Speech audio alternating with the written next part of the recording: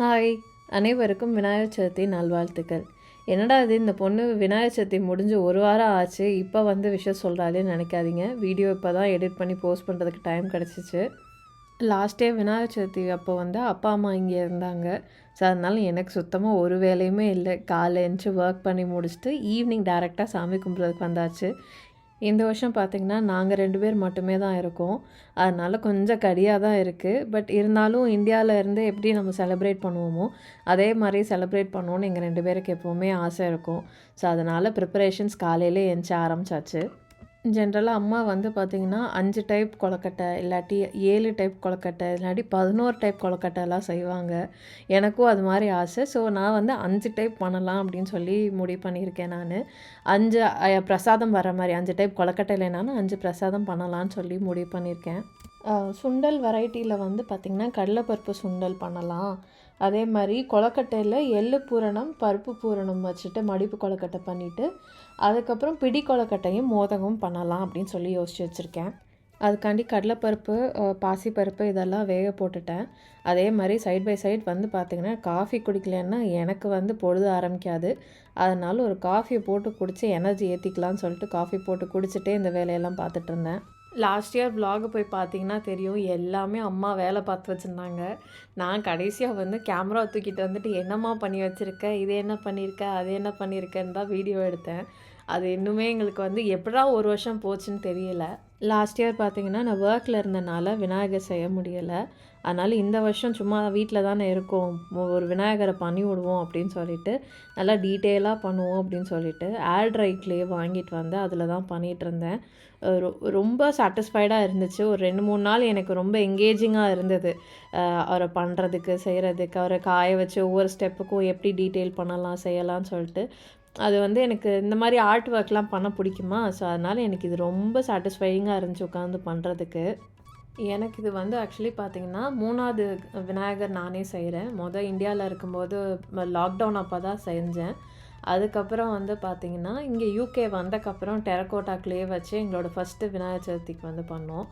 அப்புறம் வந்து பார்த்திங்கன்னா இப்போ ஆனால் அந்த 3 இதுலேயுமே வந்து எனக்கு தெரிஞ்சு நான் அந்த 3 தடவை பண்ணுறதுக்குமே கொஞ்சம் ஒவ்வொரு தடவை இம்ப்ரூவ் ஆகிட்டே வந்திருக்கேன். அதனால் எனக்கு ரொம்ப சாட்டிஸ்ஃபைடாக இருந்துச்சு. இவர் இப்படியே இருக்கலாமா, இல்லை கொஞ்சம் வேறு எதாவது கலர் மாற்றலாமா அப்படின்னு யோசிச்சுட்டே இருந்தேன். இன்னும் கொஞ்சம் ஹைலைட் பண்ணோம்னா அந்த ஆர்னமெண்ட்ஸ் எல்லாம் கொஞ்சம் பெயிண்ட் பண்ணோம்னா இன்னும் கொஞ்சம் அழகாக தெரிவாருன்னு யோசிச்சுட்டே இருந்தேன். அப்போனா இது கொஞ்சம் நல்லாவே ட்ரை ஆகணும். ட்ரை ஆனால் தான் நம்ம பெயிண்ட் பண்ண முடியும் அப்படின்னு சொல்லிட்டு கொஞ்சம் ட்ரை பண்ணுறதுக்கு விட்டுட்டு இருக்கிற திங்ஸ் எல்லாம் ஏறக்கட்டி வச்சுட்டு இருந்தேன். அப்புறமா பார்த்திங்கன்னா ஈவினிங்காக போய் கொஞ்சம் ஃப்ரூட்ஸும் ஃப்ளவர்ஸ் எல்லாம் வாங்கிட்டு வந்துடலாம் அப்படின்னு சொல்லிட்டு கிளம்பியாச்சு. வீட்டு பக்கத்துலேயே ஒரு ஹை ஸ்ட்ரீட் இருக்குது. அந்த ஹை ஸ்ட்ரீட்டில் டெஸ்கோக்கு போய் ஃப்ளவர்ஸு ஃப்ரூட்ஸ் எல்லாம் வாங்கிட்டு வந்தாச்சு. கொஞ்சம் மழை பெய்கிற மாதிரி வேறு இருந்துச்சு, தூறிட்டே வேறு இருந்தது. போய் வாங்கிட்டு இன்னும் கொஞ்சம் வாங்க வேண்டிய திங்ஸ் இருந்தது, அதெல்லாம் வாங்கிட்டு வந்தேன். இங்கே ஃப்ரெஷ்ஷான வாழையில தேடி பார்த்தேன், கிடைக்கல. ஃபைனலாக பேப்பர் வாழையில தான் கிடச்சிச்சு. சரி பரவாயில்ல, இதிலே படைப்போம் அப்படின்னு சொல்லி வாங்கியாச்சு. இந்த 2 ஃப்ளவர்ஸ் மட்டும்தான் கொஞ்சம் ஃப்ரெஷ்ஷாக இருந்தது. எல்லாமே கிட்டத்தட்ட வந்து நியரிங் எக்ஸ்பைரி டேட் ஆகிடுச்சு. பாதிக்கு மேலே வந்து பெட்டல்ஸ் எல்லாம் உதிர ஆரம்பிச்சிருச்சு. அதனால இது 2 தான் கிடச்சிச்சின்னு வாங்கிட்டு வந்துட்டேன். இப்போ இந்த ஃப்ளவரை காப்பாற்றுறதுக்கு இதில் கட் பண்ணி தண்ணியில் ட்ரான்ஸ்ஃபர் பண்ணிவிட்டு இந்த ஃப்ளவர்ஸோட ஒரு சொல்யூஷன் கொடுத்துருப்பாங்க. அது வந்து என்னென்னா வாட்டர்லேயே வந்து க்ரோ ஆகிறதுக்கான நியூட்ரியன்ட் மாதிரி இருக்கும். அதில் போட்டு வச்சிட்டோம்னா இன்னும் கொஞ்சம் அது ஃப்ரெஷ்ஷாக இருக்கும். அதனால் அந்த ஃப்ளவர்ஸ் எல்லாம் வந்து இந்த தண்ணியில் வந்து போட்டு அந்த சொல்யூஷனையும் போட்டு மிக்ஸ் பண்ணிவிட்டு அதை அப்படியே செட் பண்ணிட்டோம்னா நாளைக்கு கழிச்சு ஒரு 3 நாளைக்கு வந்து நம்ம அந்த ஃப்ளவர்ஸ் வரும். அதனால் அப்படியே மெயின்டைன் பண்ணிக்கலாம். எல்லாம் எடுத்து வச்சுட்டு நைட்டு டின்னரே முடிச்சுட்டு கிச்சனை க்ளீன் பண்ணிவிட்டு பேப்பர் ஃபாயில் எல்லாமே மாற்றி முடிச்சுட்டு அப்புறமா திருப்பி விநாயகருக்கு பெயிண்ட் பண்ணலான்னு உட்காந்துட்டேன்.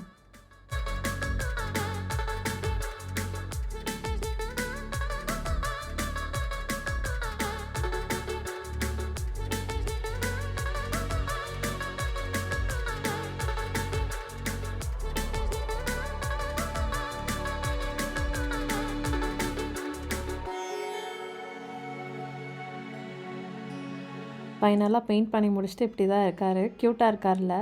அப்புறம் இவரை உட்காத்தி வைக்கிறதுக்காண்டி என்ன பண்ணலான்னு யோசிச்சுட்டே இருக்கும்போது கடைசியாக கேண்டில் ஹோல்டர் ஒன்று இருந்தது என்கிட்ட லீஃப் டைப்பில். அதை கொஞ்சம் டெக்கரேட் பண்ணி எல்லாம் செஞ்சுட்டு அவருக்கு பேக் ட்ராப் மாதிரி வச்சிடலாம் அப்படின்னு முடிவு பண்ணிட்டேன். அதனால் இருந்துட்டு கிராஃப்ட் டபுள் டைப் பேப்பர் வச்சுட்டு அது எல்லாமே ஸ்டிக் பண்ணேன்.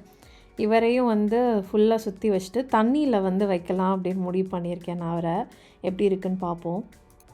நாளே அவரை டெக்கரேட் பண்ணி எல்லாம் உட்காத்தி வச்சாச்சு. அப்புறமா பார்த்திங்கன்னா காலையில் எழுந்திரிச்சதுலேருந்து இந்த கொழுக்கட்டை செய்கிறது தான். சார் இன்னும் எந்திச்சு வரல, இன்னும் தூக்கத்தில் தான் இருக்காங்க. அதனால் அவங்க எந்திக்கிறதுக்குள்ளே கொஞ்சம் முக்கால்வாசி வேலை முடிஞ்சுன்னா நமக்கு வந்து டென்ஷன் இல்லாமல் இருக்கும். இந்த கொழுக்கட்டை மாவுக்கு வந்து ஆளுக்கு ஒரு ரெசிபி சொன்னாங்க.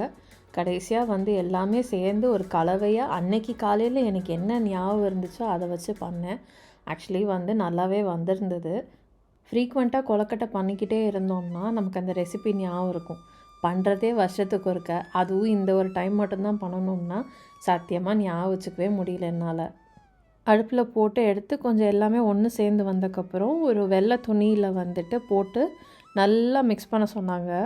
ஆனால் அது அவ்வளோ கொதிக்க இருந்துச்சு. ஏதோ கொஞ்சம் ஊதி ஒரு வழியாக செஞ்சாச்சு. நல்லா வந்துருந்துச்சு. ஆக்சுவலி மாவு வந்து பார்த்திங்கன்னா அந்த கப்பு மாதிரி பிடிப்போம்ல, அப்போ வந்து கட்டே ஆகவே இல்லை, பிசுரே விடாமல் சூப்பராக வந்துருந்துச்சு. நல்லா இருந்தது. ஆனால் நான் யோசிச்சுட்ருக்கேன், இனிமேல் ஃப்ரீக்வெண்ட்டாக வீட்டில் கொழுக்கட்டை செய்யலான்னு. ஏன் வருஷத்துக்கு ஒருக்க மட்டும் செய்யணும், ஃப்ரீக்வெண்ட்டாக செய்யலாம், நல்லா இருக்கே அப்படின்ற மாதிரி இருந்தது. நல்லா பிசைஞ்சிட்டு ஈரத்துணியில் போட்டு சுற்றி வச்சுருக்கனால அப்படியே மூடி வச்சுட்டு இன்னும் கொஞ்சம் செட் ஆகட்டும்னு.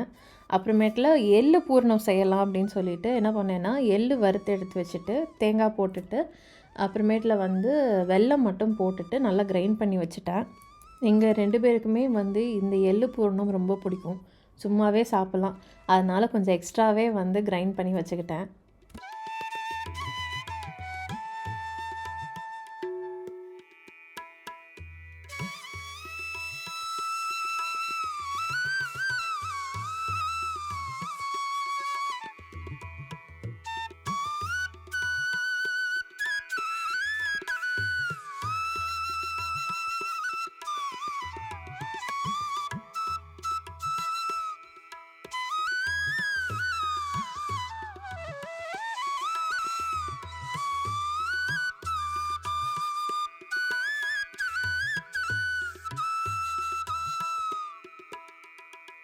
இப்படியே ஒவ்வொரு கொழுக்கட்டையாக செய்ய ஆரம்பித்தாச்சு. ஃபஸ்ட்டு எள்ளு பூர்ணத்தை பண்ணி முடிச்சுட்டு அடுத்து பருப்பு பூர்ணத்தையும் பண்ணி உள்ளே வச்சுட்டு அப்படியே ஒவ்வொன்றா வேக வைக்க ஆரம்பித்தாச்சு.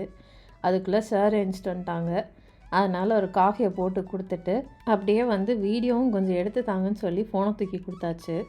எல்லாமே வேக வச்சு எடுக்கணும் அப்படின்றனால சீக்கிரமாக எல்லாத்தையும் பண்ணி வச்சுட்டு இருந்தேன். ஒரு செட்டு பண்ணி வைக்கும்போதே இன்னொரு செட்டு வேக வச்சு எடுத்தாச்சு.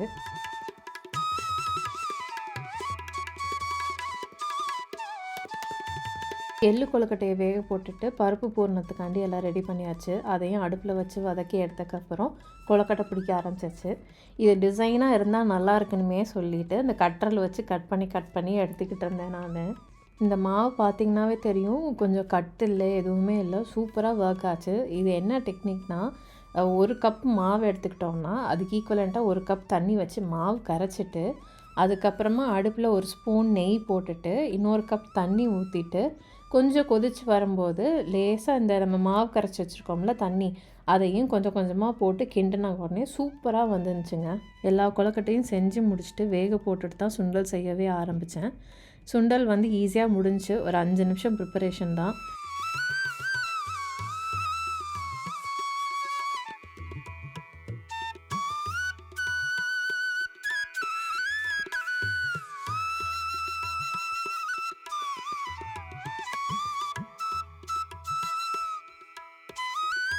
சைட் பை சைட் பார்த்திங்கன்னா கிச்சனையும் கிளியர் பண்ணிக்கிட்டே வந்தேன். எல்லாமே வெந்து முடிச்சக்கப்புறம் எல்லாத்தையும் அரேஞ்ச் பண்ணி முடிச்சுட்டு சாமி கும்பிட வேண்டியது தான்.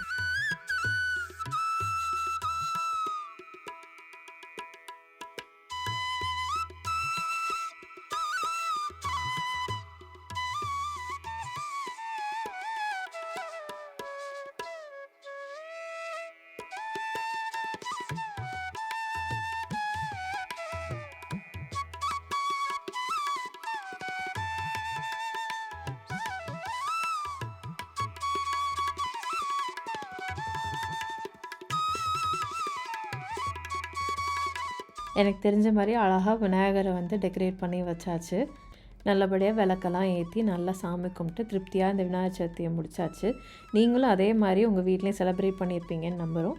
மீண்டும் அடுத்த vlogல சந்திக்கும் வரை பாய்.